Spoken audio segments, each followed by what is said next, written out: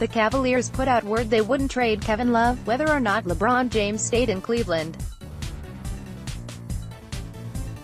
But with LeBron joining the Lakers, Lloyd of The Athletic, despite insistence from the organization that they are not interested in trading Love, multiple sources from around the league insist they are indeed open to moving him.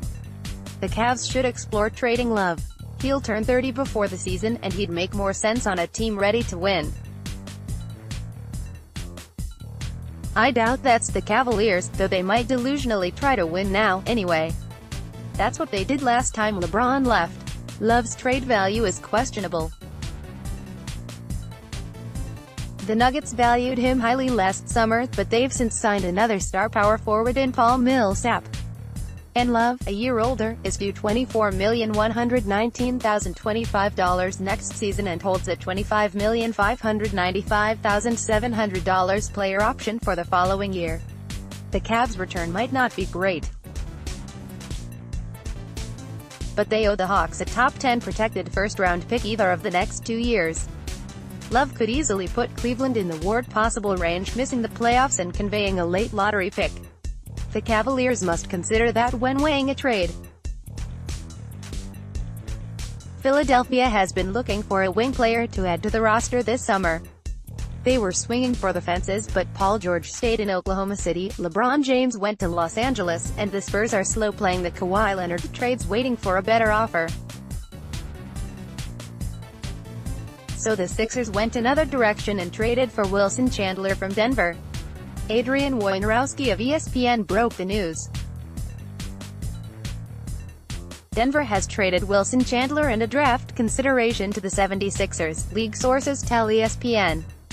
Chandler will be absorbed into the Sixers space. Adrian Wojnarowski, at Wjapsen, July 3, 2018 for Denver, this was all about the money.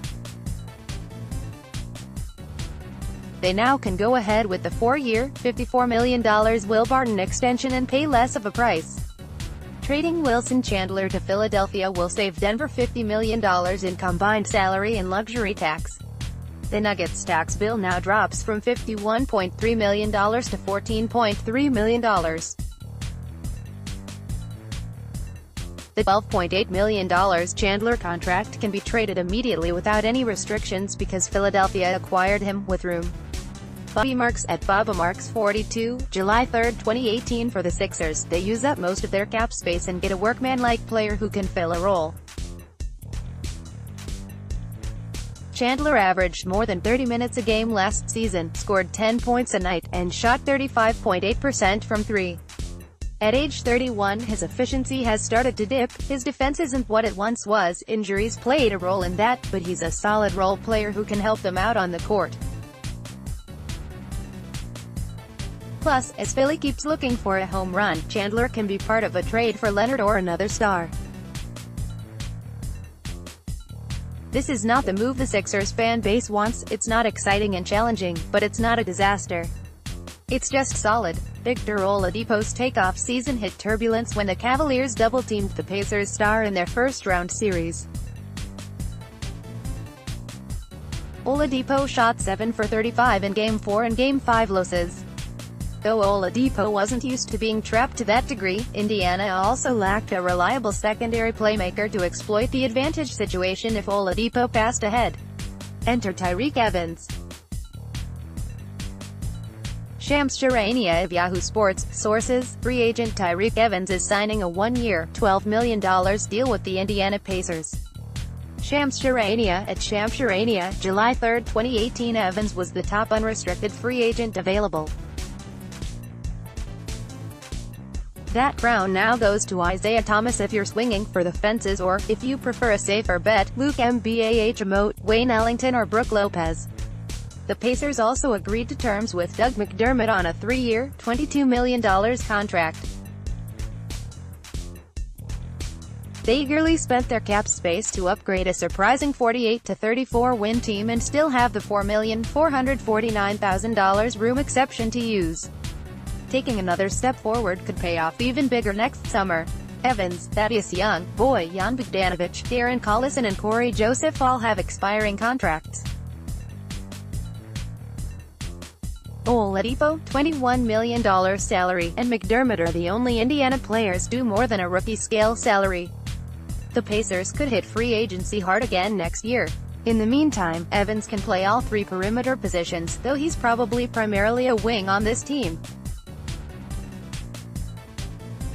He might start at small forward, though I suspect Bogdanović or McDermott will.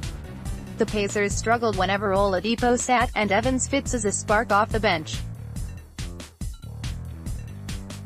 The Wizards played well when a pair of combo forwards, Otto Porter and Kelly Oubre, shared the court last season. Washington can use those versatile lineups more often next year with another combo forward, Jeff Green, replacing Mike Scott, who's more just a power forward. David Eldridge of NBA.com. This is a homecoming for Green, who grew up in Maryland and played collegiately at Georgetown. The 31-year-old Green is coming off arguably the best season of his career. With the Cavaliers, he established value with his ability to defend multiple positions. When his three-pointers are falling, he looks good. When they aren't, he's useful only when the matchup calls for switching defense. And we know how much John Wall and the Wizards like to switch on defense. The Rockets start two elite point guards in Chris Paul and James Harden. Houston also does a great job staggering those two, keeping at least one on the court during nearly all competitive minutes. But it's a long season, and the Rockets could use another decent point guard, like Michael Carter-Williams. Adrian Wojnarowski of ESPN. Michael Carter-Williams has reached deal with Rockets, source tells ESPN.